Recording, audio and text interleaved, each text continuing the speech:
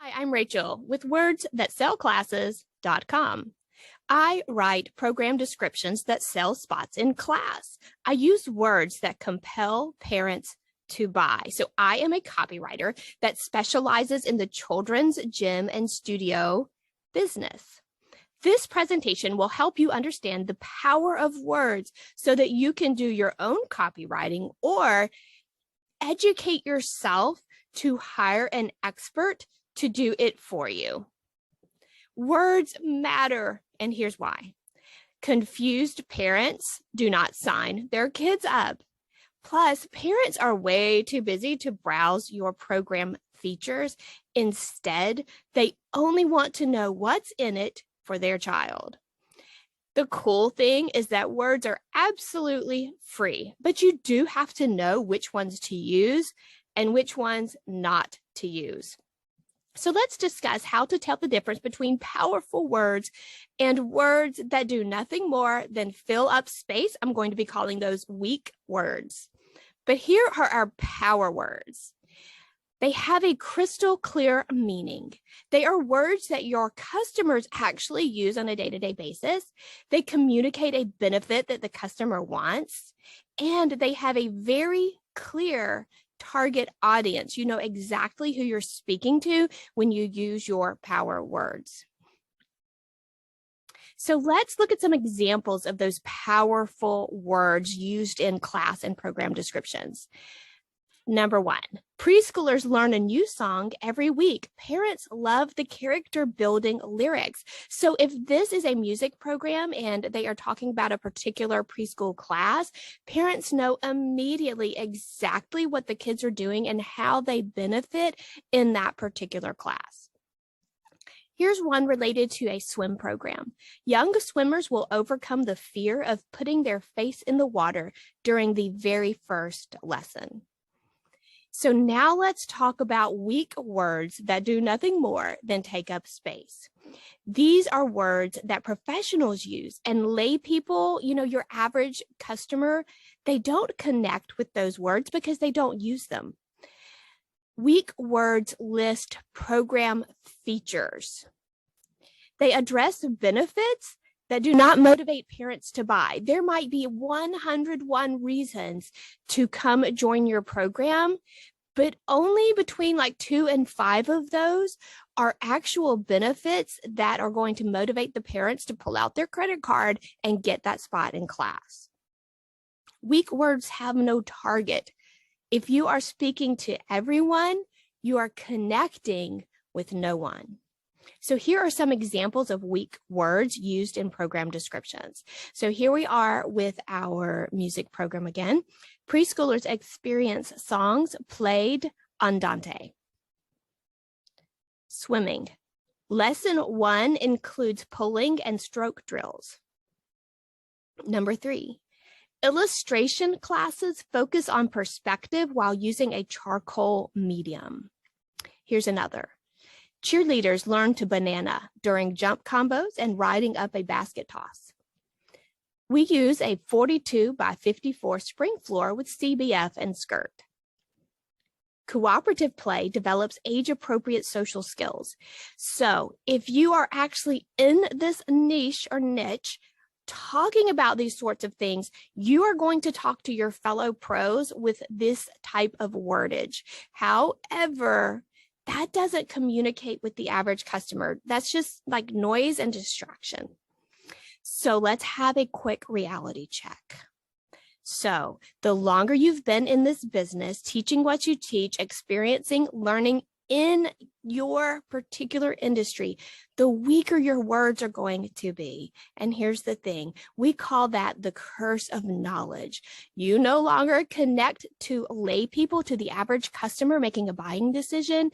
You are best connected to your fellow professionals, and that is the curse of knowledge. So let's learn how to find the right words. Number 1, identify your target audience. What is their age, their interests? Where do they shop? Are they bargain shoppers, or do they like specialty boutiques? What is their role in the child's life? Number 2, use words that appeal to that target audience. Are they millennials? Are they Gen X's? Are they the parent? Are they the grandparent?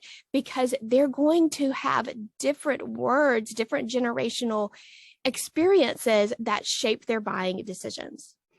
Do market research to find those words. Let's talk a little bit more about number 3 and market research. I'm not talking about customer satisfaction surveys so much as I am a deep dive into what makes your customer tick. So I have to give props to the Ask Method by Ryan Levesque, because I have studied different market research methods. I believe that his open-ended method and strategy that does not put words in the prospect's mouth applies most to the children's instructional services industry. It's an excellent program. Feel free to research this method yourself, or check this out. I do have a product, and of course I've got to pop this in there, a shameless plug, right? Let's look at this market research made simple product. Okay, here we are at wordsthatsellclasses.com. If you go to the services tab and look at the different packages, it's the first one. Now, the price that you see pop up on this video, it's not going to stay that way for long. My kids have this habit of wanting to eat, and they insist on living indoors. So I'm not going to be able to offer this package forever at this price. So ignore the price at this point. It may not be the same when you go to it, but just wanted to point out this package that's available for you to purchase at wordsthatsellclasses.com, where I have taken that Ask Method and created that market research survey for you. I also include easy to follow instructions for getting your survey in front of your future customers. You also get access to those survey results, and I'm going to offer a results analysis, make a recommendation for the next best step. So you're going to finally get the answers that you need. Here we go. Let's put powerful words into action. Let's look at what I call the copywriting framework. And you can use this anytime you write any kind of description for any sort of service that you sell. First thing you need to do, here we are with that. We have a gymnastics facility who's adding a preschool gymnastics morning class, and they want to come up with an excellent description. So the first thing we need to do, guys, is describe the buyers. Let's say she's a stay-at-home mom between 25 and 35. And by the way, we got this information from our market research, and she wants to do an activity for their 3 or 4-year-old who's either homeschooling or maybe going to preschool 2 days a week, and they want a class that doesn't interfere with nap time. Mom wants to have time to herself while the class is in session. She loves the idea of gymnastics, even though she's really not a gymnast, but she also has a neighbor who's a boy and her friends wants to do class too. So there are, like I mentioned earlier, there might be 101 reasons to do preschool gymnastics: body awareness, coordination, gross motor skills, fine motor skills, social interaction, cognitive benefits, right?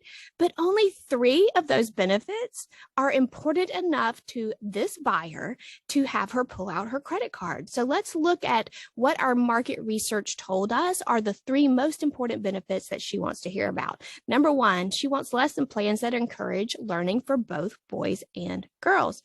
Number 2, independence. Number 3, all areas of physical development. So now here we are. I have pulled this description off of actual websites, and this is something typical that you would see to describe such a program. I'll read it to you. Our preschool program uses modified Olympic apparatus to learn gross motor skills and essential coordination. This recreational program is age appropriate. Students move through the curriculum at their own pace. Instructors are trained and compassionate. And I will tell you this, as someone who owned a gymnastics facility for over a decade, that this is a pretty typical description. And also, I know exactly what that is referring to, but here's the thing. It's not about me. I'm not buying this. The customer is. Remember our stay-at-home mom? So let's see if this description, fits the bill with our 3 top benefits that motivate a buying decision. Lesson plans encourage learning for boys and girls. Nope, this doesn't say anything about being co-ed.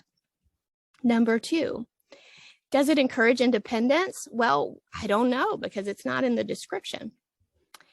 And does it talk about all areas of physical development? Not really. It kind of sounds to me like this particular program is creating Olympic hopefuls, and that's not really what I want for my kid, right?